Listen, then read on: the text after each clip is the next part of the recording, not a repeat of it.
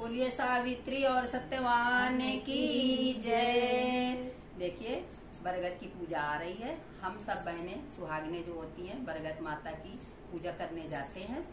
तो इस गाने में ये है कि जब यमराज सत्यवान के प्राण हरने आया था, प्राण हर के ले गया था, तो सावित्री जो है तो अपना पल्लू पसार के कैसे भिक्षा मांग रही है यम के पास जाकर। तो आइए यम के द्वार जाती हैं और भिक्षा मांगती हैं। तो आइए इस गीत के माध्यम से सुनिए। अगर आपको अच्छा लगे तो कमेंट करके जरूर बताइएगा।